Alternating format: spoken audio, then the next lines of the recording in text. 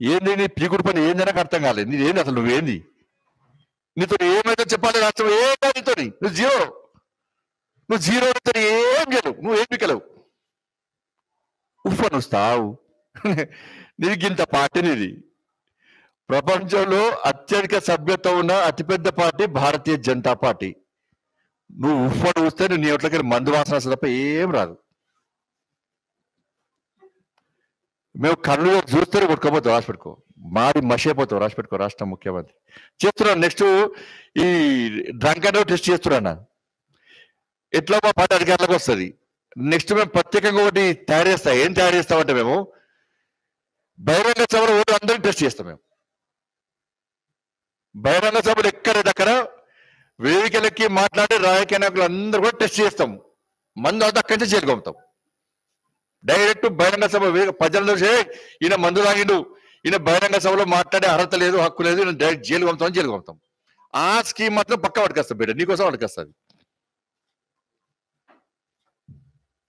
ఎందుకంటే ఏ పడుతుంది కొడితే ఇబ్బంది, ఎలా రెచ్చగొడితే ప్రజలు రెచ్చగొడితే కొడతా తంత. ఒక ముఖ్యమంత్రి, బాధ్యత ముఖ్యమంత్రి నశం చేస్తావు బిడ్డ. అబ్బో జెండు బాంబు గుర్తుంచుకోసారి బిడ్డ,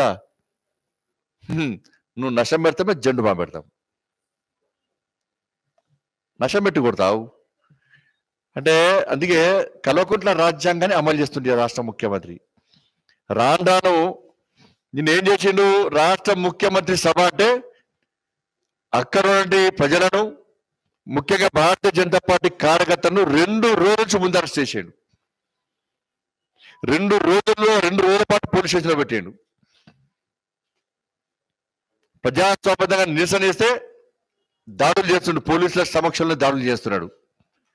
కనీసం అక్కడ హాస్పిటల్లో జనగామలో గాయపడ్డ కార్యకర్తలను హాస్పిటల్ ట్రీట్మెంట్ చేస్తాడు కూడా వరికిడు ముఖ్యమంత్రి. ఈ ట్రీట్మెంట్ చేసుకునే కార్యకర్తలు భయపడతలేరు, జైలుకునే కార్యకర్తలు భయపడతలేరు, లాఠీ దెబ్బతిన్న కార్యకర్తలు భయపడతలేరు. అయినా బయటకు వస్తారు, భారత్ మాతాకి జై అంటారు, జై తెలంగాణ అంటుంటారు అని చెప్పి మళ్ళా భయపడి హాస్పిటల్లో ట్రీట్మెంట్ నడుస్తున్నటువంటి భారతీయ జనతా పార్టీ కార్యకర్తలు కూడా జనగామ నుంచి తరలించి మన ఉస్మానియా హాస్పిటల్ తీసుకొస్తున్నట్టే. భారతీయ జనతా పార్టీ కార్యకర్తలు అంటే కేసీఆర్ కు, టిఆర్ఎస్ పార్టీ నాయకులకు, పోలీసులకు ఎంత గజగజ వంతులో ఒక్కసారి అర్థం చేసుకోండి. ఇప్పటికీ ఇంకా ఉస్మానియా హాస్పిటల్ ఉన్నారు, ఇప్పటికి కూడా పోతుంది, ఆయన కడే పోతున్నాను నేను. ఇప్పటికీ హాస్పిటల్ ఉన్నారు.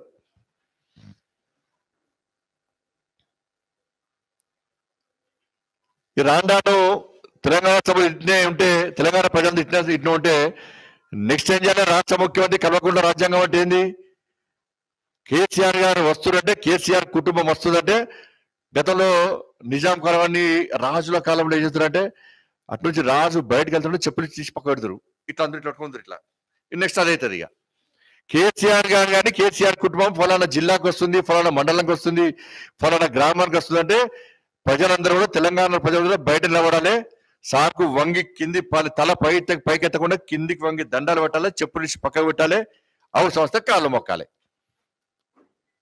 లేకుంటే ఊరు విడిచిపోయి వేరే కాడ ఉండాలి, లేకుంటే లోపడేసి ఈ బంతి సభ చేస్తారు. నేను అనుకున్నా బహిరంగ సభ పెడితే ఏం చెప్పాలి రాష్ట్ర ముఖ్యమంత్రి? నువ్వు ఇందులో ఏం బీకినో, ఏం సాధించో చెప్పాలి, డబుల్ బెడ్రూమ్లు ఎన్ని ఇచ్చినావో చెప్పాలి, ఎందుకు చెప్పాలి, నోటిఫికేషన్లు ఎన్ని ఇచ్చినావో చెప్పాలి, ఎంతమందికి ఉద్యోగం కల్పించావో చెప్పాలి, నిరుద్యోగ వృత్తి ఎంతమందికి ఇస్తావో చెప్పాలి, రైతులకు రుణమాఫీ ఎట్లా చేస్తావో చెప్పాలి, ఆ పనుల ప్రజలకు రేషన్ బియ్యం ఏ విధంగా ఇచ్చినావో చెప్పాలి.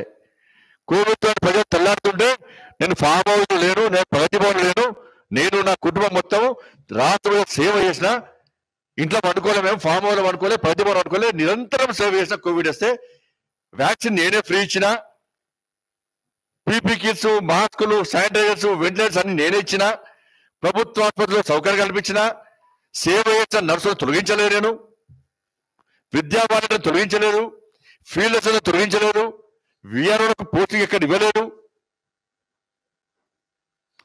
నువ్వు చేసింది చెప్పు, చేయండి చెప్పు, చేసింది ఏం లేదు, నువ్వు ఏమి చేయలేదు. కాబట్టి కేవలం భారతీయ జనతా పార్టీని టార్గెట్ చేసి తెలంగాణ రాష్ట్రంలో ప్రజలను మా జోలికి వస్తే ఈ విధంగా వస్తే నెక్స్ట్ కల్వకుంట్ల రాజ్యాంగాన్ని అమలు చేస్తున్నా అని చెప్పడానికి మాత్రమే ఈ బహిరంగ సభ. ఏం మాట్లాడిండో ఏం చేసిండో ఆయనకి అర్థం కాలేదు. నాకు ఇవాళ పొద్దుంటే నేను ఆశ్చర్యపోయినా.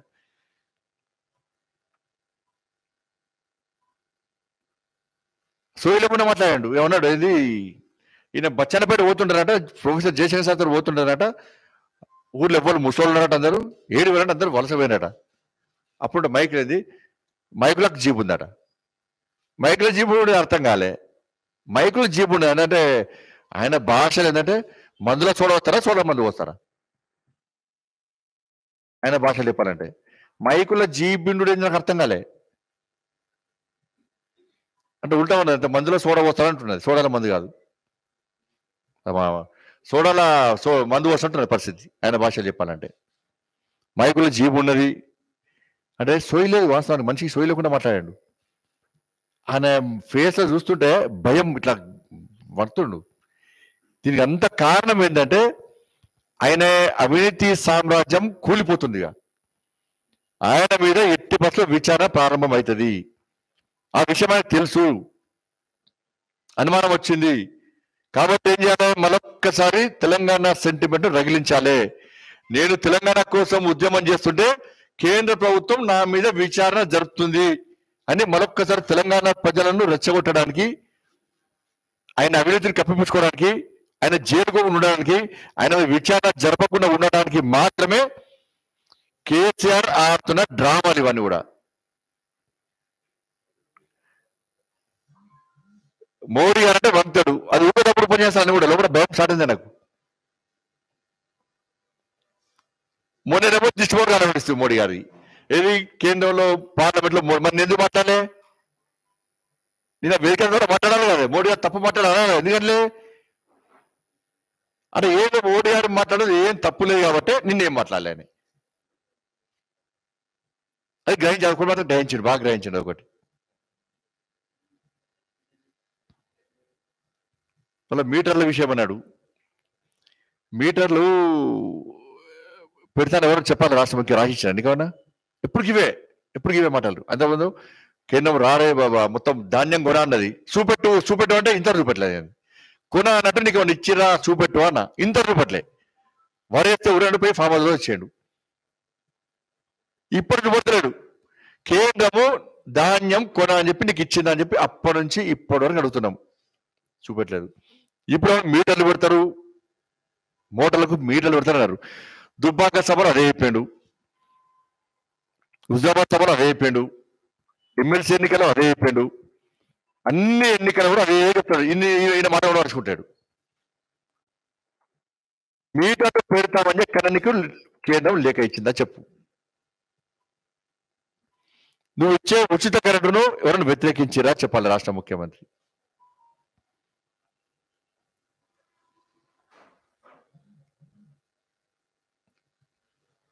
ఇవాళ డిస్కంలకు దాదాపు 48,000 కోట్లకు పైగా అప్పున్నది. రేపు రాబోయే నువ్వు ఉచిత ఖండిస్తున్నావు, ఇవ్వాల్సిందే. వద్దని ఎవరన్నారు, అన్నోళ్ళు మూర్ఖులు. మరి నువ్వైతే డబ్బులు కట్టాలి కదా.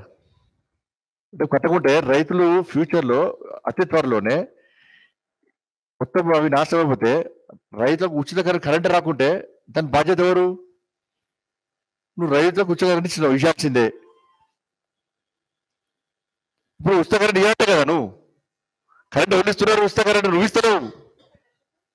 నువ్వు డిస్కౌంట్లకు కరెంటు పైసలు కడితే నువ్వు ఫ్రీ ఇస్తున్నాడు కరెంటు. ఉచిత కరెంటు ద్వారా నువ్వు ఏం తప్పుతుంది కదా అందరికీ.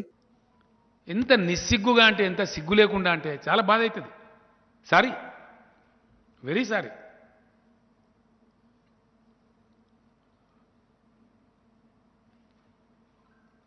ఇంత సిగ్గుమాలిన పార్టీ, ఇంత సిగ్గుమాలిన ప్రపంచం, ఇంత దుర్మార్గమైన ప్రభుత్వం నేను చూడలేదండి ఇదివరకు ఇండియాలో.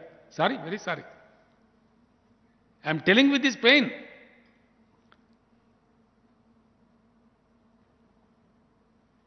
నీళ్ళ విషయంలో ఇది వీళ్ళ పాలసీ, దిక్కుమాలిన వీళ్ళ యొక్క బ్యాంకరప్ట్ థింకింగ్. వీళ్ళ పాలసీ లేదు, పాసు లేదు. Because of the bad water policy practiced by Government of India, today country suffers for drinking water. ఇంకో పెద్ద బోగస్ వీళ్ళు ప్రకటించేది, దేశాన్ని గోల్మాల్ చేసేది. సిగ్గుపడాల. జల్శక్తి మిషన్ అంటే బొంద మిషన్ లేదు, నా పాసు లేదు, అంత బోకస్. నేను చెప్తున్నా కానీ డబ్బాల రాళ్ళేసి లొడలొడ ఊపినట్టు తప్ప జల్శక్తి మిషన్ ఎంత పెట్టినవరా అంటే 60,000 కోట్లట ఈయన తెలివికి. దాంతో మొత్తం జల్శక్తి అట అది మిషని. తెలంగాణ ఎంతనే నాకు అర్థం కాదు. 4 కోట్ల జనాభా మనం నిన్నయాలి. అది కూడా 4 కోట్ల జనాభాకు మిషన్ భగీరథ పెడితేనే 40,000 కోట్లు ఖర్చు అయింది. ఒక తెలంగాణ రాష్ట్రానికి 4 కోట్ల జనాభా 140 కోట్ల కట ఈ మొగోడు 60,000 కోట్లతో జలశక్తి మిషన్ అటది. అది మిషని మేము నమ్మాలి, అడంబడాలి దేశం. ఇంత మోసమా?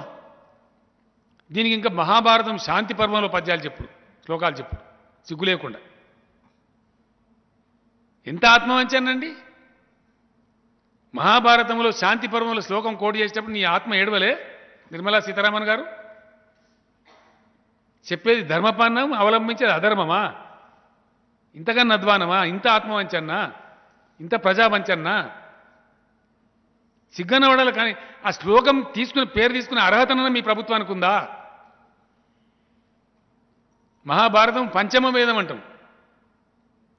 భారతీయ సంస్కృతిలో భాగంగా మనకు 4 వేదాలని, మహాభారతాన్ని మహాగ్రంథంగా పంచమ వేదం కింద పరిగణిస్తుంది ఈ దేశం.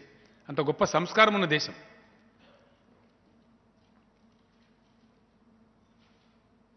మీరు మీ దిక్కుమాలిన పార్టీ, మీ ప్రభుత్వం ఈ దేశానికి పుట్టిన కుక్కమూతి పిందె. మీరు ఇంత అన్యాయమా? సిగ్గనిపించలేదా నిర్మలా సీతారామన్ గారు? మహాభారత శాంతి పర్వాన్ని కోటు చేస్తావు నీ దిక్కుమాలిన నీ పచ్చబద్దాలకు. ఇంకేం దొరకలేదా నీకు? వాటికే ఇప్పుడు నేను చెప్పిన దానికి నేను ఎన్ని లెక్కలు చెప్తున్నా, ఫిగర్ చెప్తున్నా పెద్ద దానికి. ఇప్పుడు రేపు ఏం చేస్తారు బీజేపీలు మీకు తెలుసు కదా. సాయి సంసారి, లచ్చి దొంగ, వాటి అంది వచ్చి పిచ్చోరుడు, ఫిల్దీ లాంగ్వేజ్లో తిట్టుడు. ఇప్పుడు కేసీఆర్ మటుకు 1000 తిట్లు తిడతారు ఇక ఈ దొంగ ముఖం గాళ్ళు. దొంగ ముఖం గాళ్ళు అంటున్నాను నేను. దరిద్రులు ఈ దేశానికి పట్టిన దరిద్రం. అందుకే కూకటి వేలతో పీక్ అవతల పడేయాలి. మందికి పుట్టిన బిడ్డను మా బిడ్డను ముద్దాడతారండి దరిద్రులు. నేను చెప్తున్నా కదా, ఇక్కడ మొన్న నేను ఎన్ని బ్యాడ్ ఎక్స్పీరియన్స్ అంటే, ఎంత దుర్మార్గం అంటే, కేసీఆర్ కిట్టనో డిత్తం ఎవడన్నా సిగ్గునోడు చెప్పుకుంటాడంటే ఇది మా పథకం అని. సిగ్గుండన్నా ఏమన్నా? సిగ్గు కూడా లేదా? చిచి, ముఖం మీద ఉమ్మేసినా కానీ సిగ్గు లేదా? అసెంబ్లీలో చెప్తే మీ బయట చెప్తే అయినా కూడా అందులో 6,000 రూపాయలు మాయే. ఇంతకన్నా బేషరం ముచ్చట ఉంటుందని నాకు అర్థం కాదు. నేను ఎందుకు చెప్పినా మందికి పుట్టిన బిడ్డను మా బిడ్డను ముద్దాడతారంటే, ఇంకోటి ఏంటంటే సిగ్గుశరం లేకుండా మాట్లాడతారండి. సిగ్గుశరం అని ఉంటుంది మనుషుల కొద్దిగా పౌరుషం ఉంటుంది, దేశం ఉంటుంది.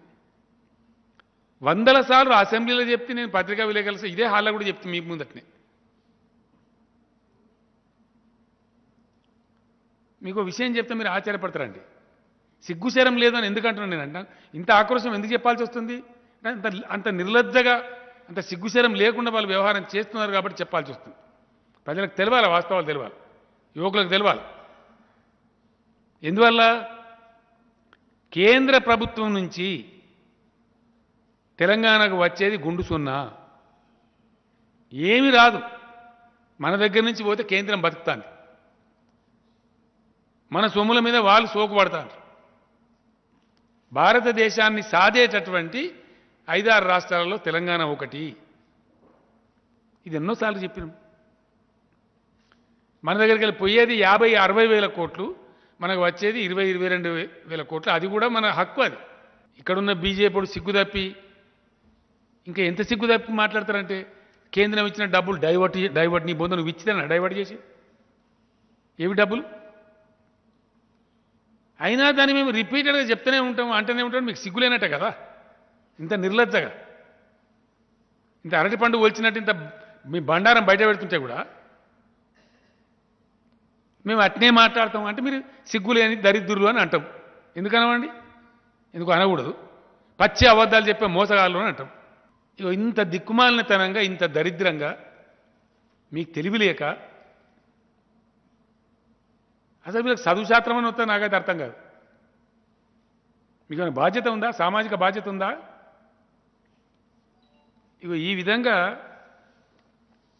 చాలా చాలా దరిద్రంగా ఉంది ఇది జరుగుతున్న కథ. దీని మీద మేము కుక్కలు ఉన్నట్టు వస్తాం,